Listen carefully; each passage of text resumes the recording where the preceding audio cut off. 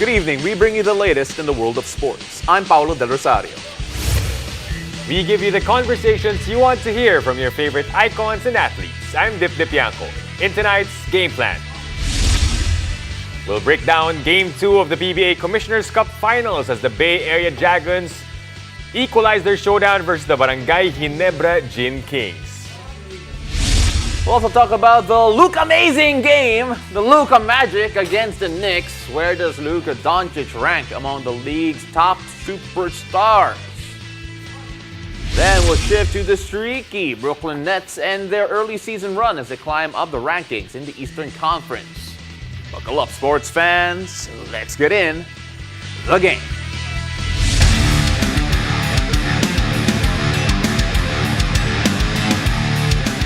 Well, we are all tied up in the PBA Commissioner's Cup Finals after the Bay Area Dragons topped Barangay Ginebra 99-82 in Game 2 of their best-of-7 series. Now with us to talk about Bay Area's successful counterattack is PBA Rush anchor Mikey Reyes. Mikey, first of all, thank you very much for keeping my seat warm yesterday. Oh, thank you. And of course, we have to start off with the fact that I don't think a team was going to beat Bay Area 3 games straight because Barangay Ginebra beat in eliminations, beat them in game number 1, and here in the third game, finally Bay Area got one over Barangay Ginebra. What did you see in that game? Well, adjustments. That's what they did. They adjusted their offense. They adjusted the way they played, especially with the physicality. They were very, public about how Ginebra came out and became physical against them. So it was a great, game of adjustments for Coach Brian, and it's not only on the court but also their mentality coming in. Let's focus on some players for the Bay Area Dragons. Zhu Songwei, game number 1, he got 3 early fouls in the first quarter. Pero in game number 2, pinakitaan niya tayo ng 25 points, 5 rebounds, and 6 assists. Gaano ka-importante yung role niya for Bay Area in this entire series? Matchup nightmare. He's too tall for the threes. He's too fast for the fours. You can't really put a Japet on him because he will stretch the floor. You can't really put like maybe a Jamie on him because he will attack all the way to the rim. He's been that matchup nightmare. I feel like he's tougher to guard than, let's say, a Blankley because of, in that skill set, yung fade away niya. And again, without those 3 early fouls here in Game 2, naka-adjust na siya, nakuha niya yung rhythm niya early. He was scoring even in the first. So, he really set the tone for the Dragons yesterday. And this is not a flash in the pan. In fact, si Zhu Songwei, he was the guy who attacked Jumar Fajardo over and over again in the San Miguel series and put him in jail in terms of foul trouble. Pero Mikey, take a look at, you mentioned the mentality. In fact, very public siya. I'm not gonna ask for a hot take here because I want you back on my show. But Mikey, when you talk about the adjustments made mentally, anong nakita mo dun? Because that was an issue in game number 1 wherein they got into foul troubles, they looked visibly frustrated.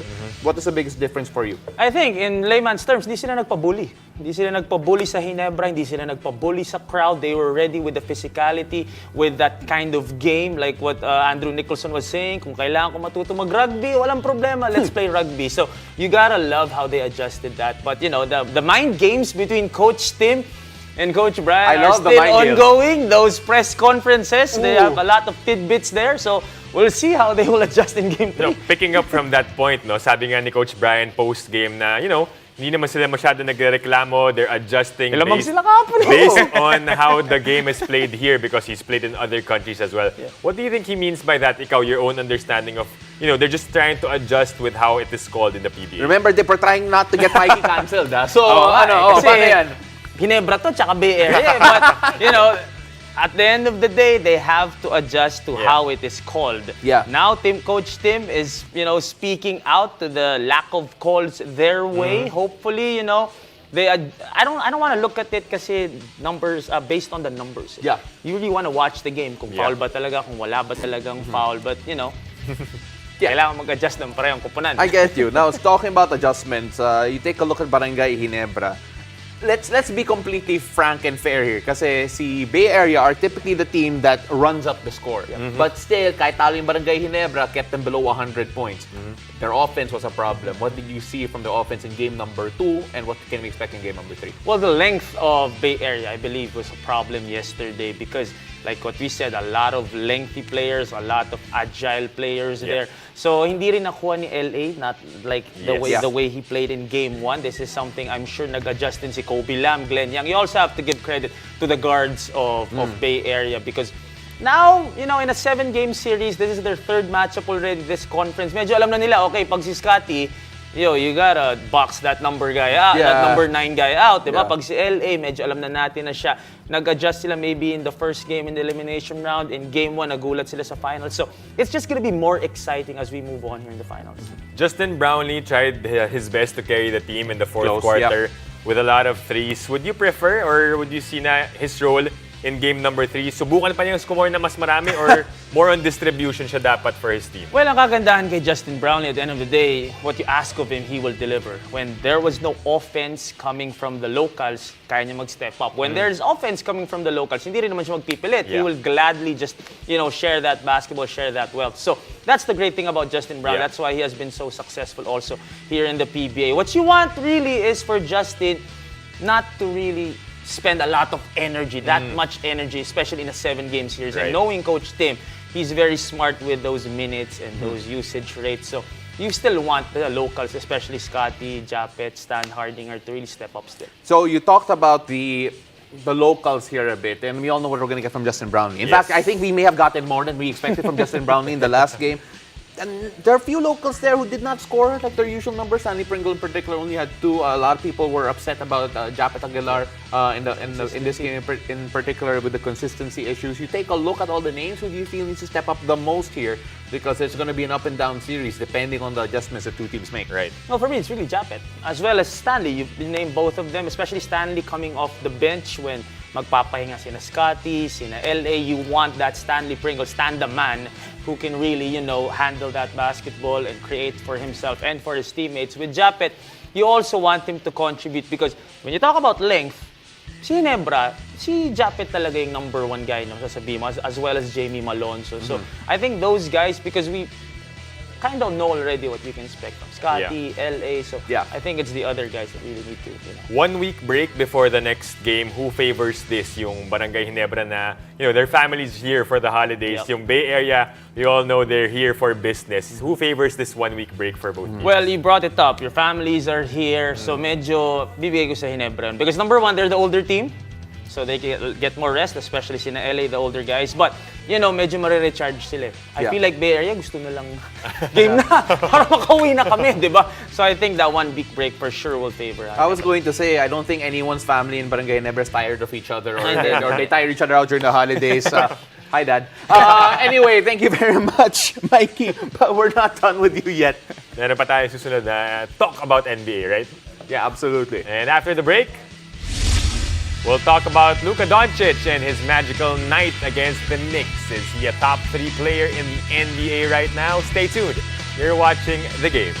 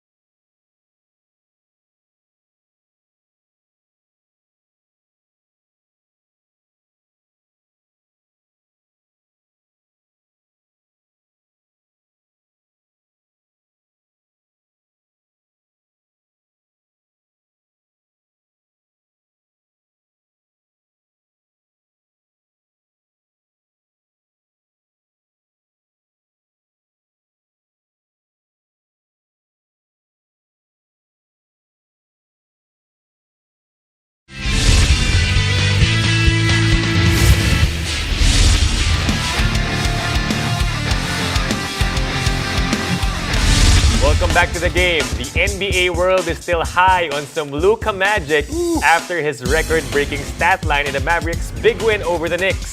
In case you were living under a rock, Luka Doncic dropped 62 points, 21 rebounds, and 10 assists to mark the first ever 60-20-10 triple-double in NBA history. And still with us tonight to talk about Luka Doncic is Mikey Reyes, who is in a proper color dahil Mavericks color tayo. Alam mo, alam ko Mavs fan ka, Dip, pero correction lang, 60 points lang siya, hindi 62. Oo, dinagdagan mo pa eh. Dinagdagan mo na 2 points. Akin. Oo. Pinalamang pa kay Kobe. Medyo halata yung pagiging bias ko. Ay, sobra. He's not there yet. Okay. But you know what? That's actually a good jump-off point dito. Kasi, again, undoubtedly, historic yung stat line ni Luka Doncic. In fact, people are saying that not even Wilt, or it's almost like Wilt-like numbers itong si Luka Doncic. Where does that rank sa palagay mo, Mikey? Akin In number terms 1 yun, sinasabi Of ko. course, you biased person. In terms of individual performances, I-mention mo si Kobe. But Yeah. then, so where is this? With Luka, what's scary is he had 10 assists. That's overlooked because you can score 60, maybe grab 20 because you're big. Yeah. But to even dish 10, like, for you to dish 10, you gotta be a guard. Yeah. I mean, there's Jokic, but like, you get what I'm saying? And Jokic, I don't think he can score 60 when he grabs 20. So, you know, he's a special specimen. And I think the best thing about Luka Doncic is he's not that athletic guy na parang, ano yun, parang... Like, you understand kung bakit. Hindi siya yung out of this world athletic Giannis na parang hindi mo naman magagaya yan eh. That's why I think he's super marketable to regular people. And we're surprised every time he dunks. Ayun. So, that's kahit another siya, factor. Kahit siya, nagugulat siya pag nakakadunk siya. No, but on that note, I want to ask the Mavs fan here. Kasi walang analyst dito eh. We're all friends here talking about this. So, how did you feel? Well, kaya nga kung nakikita lang naman yung pa ako ngayon, di ba? In tribute of my favorite player right now, na si Luka Doncic. But again, there was some disrespect early on for me kay Luka not being part of the MVP conversation, Mikey. If I were to ask you right now, where would you rank him in terms of NBA? Sure bang nasa top 5 ngayon si Luka Doncic? Top 5 players this year or? This year. This year? Oh. You gotta put LeBron. Okay, you No. gotta put LeBron? Okay, you're putting LeBron this year. This year, ah? This year, oo. Well, This kasi season, kasama- this season. Tatum's gotta be there. Tatum, yeah. Okay. Embiid. Jokic. Jokic. Yeah. Embiid. Wala pa rin. Tatum. Tatum's there for Tatum? sure. Tatum's there. So, nandiyan na ba si Luka sa 5 mo? Si Steph, di mo malalagay ngayon, di Ooh, ba? yeah, Di mo yeah, malalagay. that's true. I think he is top 5. Okay. Okay. Okay. Or your top Thank 5. you, thank Ikaw you. may 5 ka ba? Above Luka? No. Okay na yun, Wala okay na eh. yun. Yung starting 5 ng Jazz, di ko naman nalagay doon. Jordan Clarkson ba? Malalagay ba natin? No, I mean, like, but vote for Jordan Clarkson sa All-Star. But yeah, look, given the fact that he is putting up numbers like that, and people are still going to put a knock on the fact na the win percentage, the win loss of the Mavericks isn't up to scratch. Sa palagay mo ba, Mikey, are we going to have a season wherein, like, when Westbrook won MVP, that it didn't matter if the win-loss record was in his favor, he just had incredible stats.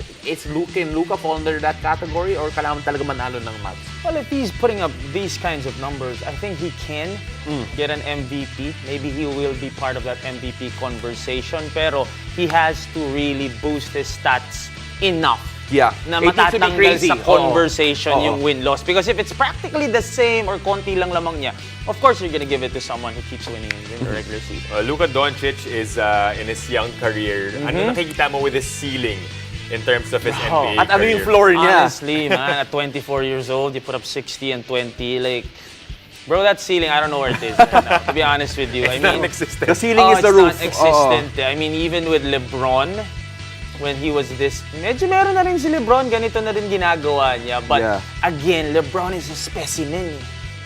Luka is, man, he doesn't need, pag napapanood mo si Luka, to be honest with you, it's like you're watching a Filipino who's really smart, who can shoot the basketball. It's not undoable. Can Luka be, right now at the moment, the greatest ever Dallas Maverick is Dirk Nowitzki? How Can he surpass far? Dirk? Like, can he surpass Dirk? He needs in to win a legacy? chip. He needs to win a chip, maybe 2 chips to actually cement himself above Dirk. But Dirk is the best European player. I think you can agree with that. At the end of their career, can Luka be the best? And also, European player. And also, Jokic is also going to say something Fighting about pa that. si Jokic. marami. Yanis. Yanis pa! Oo nga! Oo, Oo, madami These are yun. hard questions. Oh, yeah. Questions that we cannot answer here Siya madaling today. sagot. Okay, madali lang. Yun na ako tanongin. Alam niyo, sir. But you know what? We have a lot more NBA coming up because after the break, we'll find out if the Brooklyn Nets found the right groove or it's just another streaky situation. Stay tuned. You're watching The Game.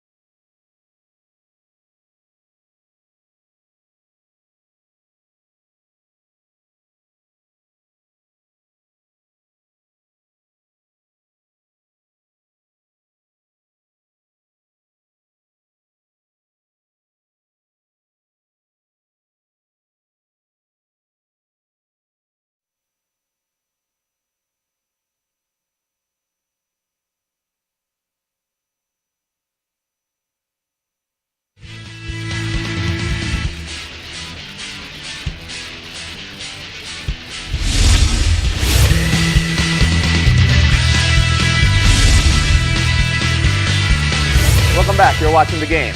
The Brooklyn Nets are now in double-digit territory after narrowly escaping the Atlanta Hawks to claim their 10th straight win. Is this proof that the Nets are legit, or is it just another lucky break? Let's talk about KD and the squad with basketball analyst Mikey Reyes. Mikey, we talked so much in the past about how the Nets are a mess, how the Nets don't look right. They had Kyrie, the ultimate drama queen for some people, really making this a messy situation. But here he is. It looks like old Kyrie back in Cleveland when he won championships. What do you make of this Nets team after their 10-game win streak? Well, it was the drama. It was really the drama that kind of, stopped them from being great. But anytime you have a team with a Kyrie, a KD, and they just focus on playing and, you put aside all the drama, then this is what you're going to get. 10 straight games. There was a time they were 12 in the East. Now they're number 2. And, that jump was in like, a month and a half. Yeah. So, anytime you have hoopers like this, legendary, best to ever touch the basketball, diba? At the end of the day, once they focus on playing basketball, they can deliver. You mentioned it, no? It was a mess. They had James Harden last season. Is it safe to say now that Ben Simmons is the better fit in the Brooklyn Nets squad? Because he's not ball dominant. I'm not gonna say he's better because obviously Harden is also balling out with Philly right now. But if you have two ball dominant guys, you want that third guy to focus more on, the other things. Ang Yeah. problema naman kay Ben, minsan, sobra naman sa focus sa other things. Na Yeah. minsan, open na, ayaw pang itira. But, at the end of the day, if the ball is in Kyrie's and KD's hands, then you're good. Just to let everyone know where the Nets are right now, they're only 2 games behind the Boston Celtics. Boston, obviously, with a 3-game win streak, 25-10, and we haven't talked about them a lot, even though they have honestly been the best-looking team this season so far. Sa palagay mo ba, Mikey, I know small sample size, just December, is this a team that can match up against the Celtics who have shown a lot more consistent basketball throughout the early season so far? Well, if obviously Brooklyn has two superstars. I'm not going to say Jason Tatum isn't and Jaylen Brown, but at the end of the day, you have two guys who have done it on that level, who have won chips. For the Celtics, I believe their finals experience will come in handy when they meet each other. Maybe in the conference finals, we'll see what happens. But, is it going to be changing of the guard? Is it really going to be Celtics? But at this point, you're still going to have to put, a little bit of weight on that experience with Kyrie and KD. So, see what happens. Brooklyn Nets won their game earlier for the 10th straight, sabi mo nga, Pao.